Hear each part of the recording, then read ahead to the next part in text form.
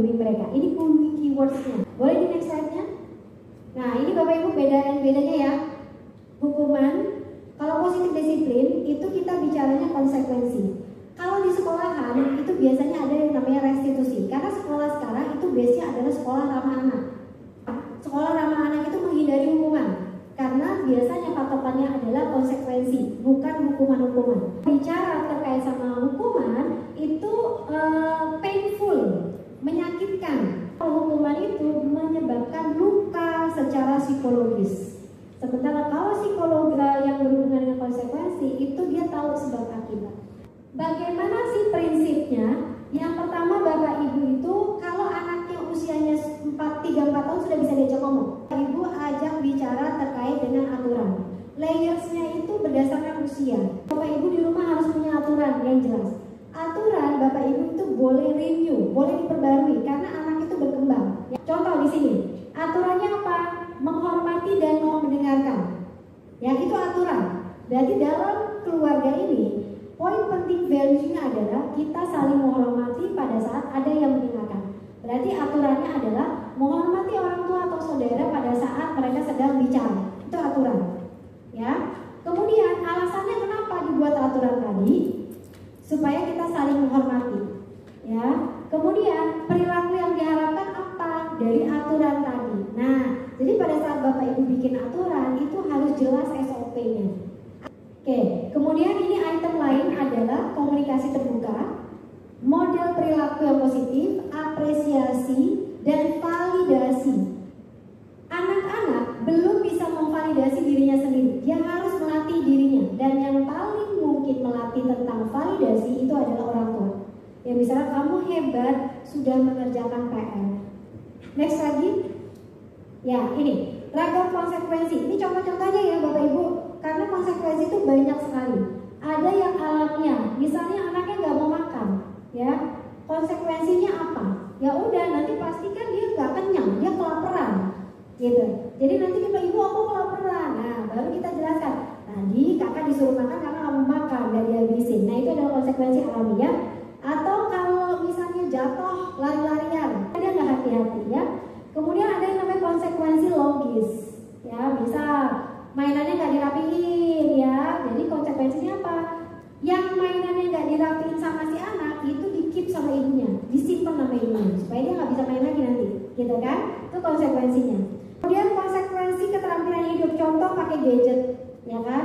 Nah ini misalnya boleh aja gadget itu adalah hak istimewa, ya. Jadi kalau misalnya dia melanggar aturan yang sudah disepakati bahwa dia hanya boleh main misalnya 1 jam saja, tapi dia lebih, maka haknya itu bisa ditarik, ya. Dia kehilangan waktu mainnya yang berhubungan langsung dengan si aktivitas gadget tadi, ya. Atau harus melakukan kegiatan lain yang lebih konstruktif. Contohnya dia main puzzle, dia main blog, ya. Jadi konsekuensinya seperti itu, ya. Kemudian yang melibatkan pilihan, ya, mau sekarang atau nanti. Positif disiplin itu non-violence, nggak boleh ada yang namanya kekerasan. Pakai bahasa yang lembut, ya ini sesuaikan aja dengan kebiasaan keluarga, ya misalnya saya nanti kita ngomong ya, kenapa kok kakak nggak mau ngelakuin ini, gitu ya. Terus kemudian kasih choices, ya misalnya hari ini kamu mau ngerjain ini dulu atau gitu dulu, ya. Kasih tahu alasannya apa. Ya, dibalik itu sebenarnya apa?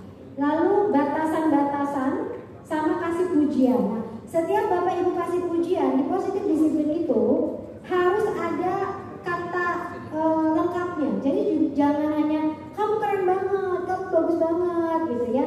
Tapi apa? Ya, dari situ dia belajar, oh kalau dia ngelakuin ini ada apresiasi dengan apa yang saya lakukan. Biasanya kalau diapresiasi anak ada kecenderungan mengulang kembali apa yang sudah diapresiasi. Nah, nurturing respect ya, jadi penuh rasa hormat. Oke, menghargai pendapat anak. Nah, terkait sama ini Bapak Ibu saya mau kasih tahu. Bapak Ibu kalau punya anak laki-laki sama anak perempuan yang udah perintis usianya 9 tahun ke atas, cara bicaranya agak beda. Anak laki-laki itu levelnya adalah dia di samping kita sejajar atau kita letter L. Jadi kalaupun kita mau bicara itu kita boleh tuh pegang pundaknya, pegang tangannya. Tapi kalau anak perempuan itu lebih senang kalau dia depan-depanan, ya supaya komunikasinya efektif. Kemudian respectnya kita kasih kepercayaan. Ibu tahu kamu pasti bisa untuk nyelesain ini sendirian. Ibu tapi aku nggak bisa gitu ya. Coba deh gitu ya. Jadi memang perlu latihan untuk bisa punya keyakinan bahwa anaknya itu bisa ya. Terus kemudian menghormati privasi anak. Kamu sendiri mau main di kamar oke, tapi ibu ada di sini. Kita tanpa menghakimi. Masalahnya kita sering banget ngejudge anak ya. Kita udah potong duluan tuh, mentang-mentang kita kehidupannya lebih panjang ya daripada mereka. Ya, terus kemudian ini punya waktu khusus. Bapak Ibu punya anak tadi berapa? 8. Tadi kan Pak Baru cerita. Ya harus punya waktu dengan 8 anak itu special time masing-masing, special moment. Ya, next slide-nya. Oke, kemudian ini transparan boundariesnya, ya batasannya. Ini contohnya ya Bapak Ibu. Kemudian konsisten sama aturan, ya. Kemudian jam tidur juga. Bapak Ibu kalau anaknya masih di bawah under 12. 1 jam sebelum tidur itu dia harus sudah clear dari screen ya, karena ketika dia sebelum tidur kemudian dia pegang handphone itu ada efek residu di kepalanya, informasinya muter-muter di kepala. Nih itu yang bikin dia jadinya nggak fokus, nggak bisa tidur ya. Jadi 1 jam sebelumnya dia harus sudah clear ya. Kemudian harus kasih peringatan yang jelas karena kan transparan. Kenapa nggak bolehnya? Nanti jatuh, licin, airnya di situ banyak, harus dikasih tahu. Lalu konsekuensi positif sama batasin waktu penggunaan layar ya. Jadi yang usianya balita 0 sampai 2, 0 sampai 18 bulan itu zero ya, kecuali untuk kontak sama bapaknya mungkin yang tugas di luar kota ya.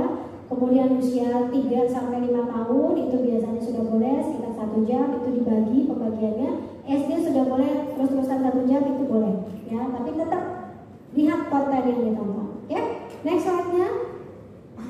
Ini yang terakhir, Bapak Ibu dari positif disiplin adalah komunikasi penuh cinta. Kita fokus sama bahasa yang positif, fokus sama memberikan pujian dibandingkan terus-menerus membicarakan kesalahannya. Lalu pastikan kita kasih kalimat yang penuh kasih sayang ya. Terus kemudian harus menyampaikan rasa cinta ya. Mau bapak-bapak, mau ibu-ibu itu tetap harus diekspresiin sebisa mungkin. Bapak sayang sama kamu ya, ibu cinta sama kamu. Biasanya ibu-ibu nih yang suka love bombing sama anaknya kan ya, jadi bahasa-bahasa cinta itu banyak sekali. Nah ayah-ayah juga harus sama. Hubungan yang kuat dan penuh kepercayaan antara orang tua dan anak itu dibangun melalui komunikasi efektif, konsekuensi yang logis, dan penghargaan. Nah, Bapak Ibu, apa yang Bapak Ibu kasih sekarang itu nggak langsung hari itu instan, ya. Ini perjalanan yang panjang Bapak Ibu. Nanti kejadian kebukanya kapan itu nanti pada saat mereka sudah di masyarakat. Kalau sekarang kita kasih terus, beri terus, latih terus karena nanti side effect positifnya pada saat mereka nanti sudah dewasa, supaya menghindari masalah-masalah yang terkait dengan perilaku, tindakan kriminal, gangguan kesehatan mental. Terima kasih